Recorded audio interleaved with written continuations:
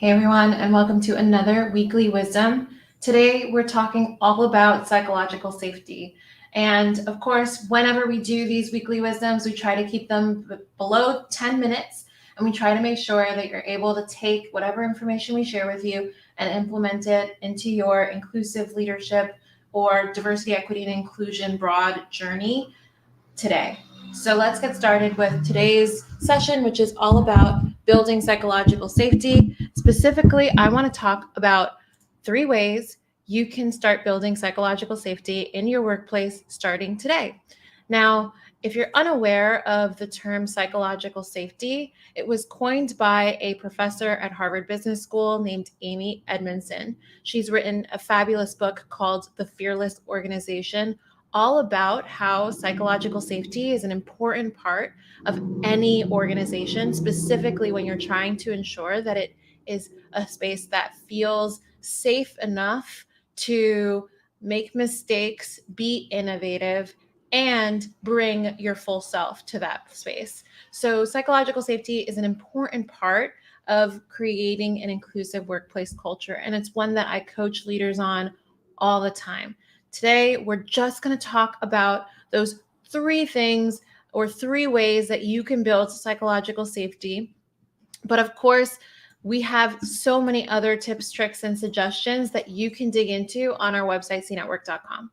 Now, let's get started with those 3 ways. The first being all about failure. Now, failure is an interesting word. Sometimes when we think about it, we cringe or we want to step away from failure or from the possibility of failing or not reaching the expectations that we had for ourselves or for our teams. However, it is super important that we consider creating a space where failure is not this big, bad boogeyman that we have to stay away from at all costs. There are ways for you to destigmatize failure and make it so that people recognize that if they fail in the context of your team, it's okay. You as a team can find your way back to where you were or where you need to be. This destigmatizing of failure is an important way to create a sense of safety so that people don't think that they're going to be reprimanded just because they made a mistake or just because something that they attempted didn't go as planned. Now, destigmatizing failure, of course, is difficult when you have demanding goals, when you have an organization that has projects and really important desires for their products or for their services. We need to balance those demands with this desire to create a safe space for mistakes or failure. Now let's move on to the next way that we want to be thinking about building psychological safety. In addition to destigmatizing failure, we'll also want to think about embracing transparency with your teams and with your colleagues, with your direct reports especially. So this means opening up where you can some of the decision-making process details, some of the reasons why the organization is choosing to go in a particular direction. It also means sharing with your team when maybe you have a particular point of view that is both different from what maybe the broader organization is thinking, but also the ways that you might be managing that conflict or managing some of those interesting tension.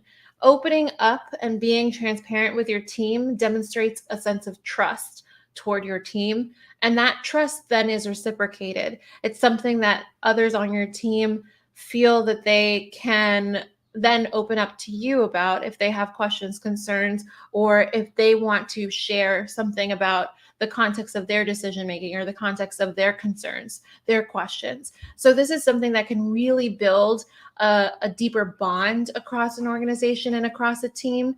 And of course, there may be some things that you can't yet share with people, or there may be some areas where you can't get that granular into the data or the details. That's fine. If you can share what you can make a path toward a more psychologically safe environment. Wonderful. So we just went through 2 of the 3 ways you can build a more psychologically safe organization or team. And the last way that you can be thinking about this and creating this psychological safety is by being intentional about showing appreciation. It can be very easy when you are in the midst of demanding processes and systems. It can be very, very difficult to make sure people recognize that you appreciate the work that they're doing. But this is something that can really bring the humanity back into work, and it can ensure people's sense of comfort in knowing that you are recognizing them. That kind of recognition and that example of "I see you" can help people feel more dedicated and connected to you. And it can also make them feel more safe in their environment, safe enough to be more innovative, safe enough to be more creative, and safe enough to bring their full selves to work, which is something that can make them feel more like they belong and like they're included, which is why psychological safety is connected to an inclusive workplace culture. We went through 3 ways that you can build psychological safety. As I mentioned, this is something we at Seen at Work coach people on. We coach leaders on how to build psychologically safe workplaces, and we also support organizations with developing systems and practices that can increase a sense of psychological safety. If you want to read more about it, my suggestion is that you start with The Fearless Organization. That's Amy Edmondson's book, the person who coined this term, and I should say Dr. Amy Edmondson.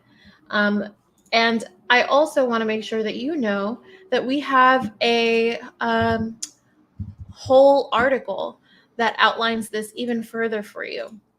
So you can see here that we have an article called 5 Ways Leaders Can Build and Promote Psychological Safety Within Their Workplace. I only gave you 3 ways, but this article gives you 5 ways. I'll make sure that this article is linked in your wherever you're getting this session today, just so that you're able to access all 5 ways, and you can even share this article if you'd like. Now, again, these weekly wisdoms are just 10 minutes with just, some of the many ways you can do something related to diversity, equity, and inclusion. And this particular topic is a robust one, which means that there are many other ways to make sure that you're building psychological safety. And I just want to make sure that if you are interested in doing that more consistently within your organization, you schedule a consultation with us. That's at cnetwork.com/consultation. Again, you can also take a look at the article, 5 Ways Leaders Can Build and Promote Psychological Safety Within Your Workplace. This article can be found on our website. And I also encourage you to consider following us on social media. We are very active on our social media channels. It's a little too small there now. Let me make sure it's bigger for you. Twitter, Instagram, YouTube, LinkedIn, and we have a newsletter. Make sure you're following us. All right, and with that, that was your weekly wisdom. We'll see you next week at 9 a.m. Eastern on Wednesday of next week.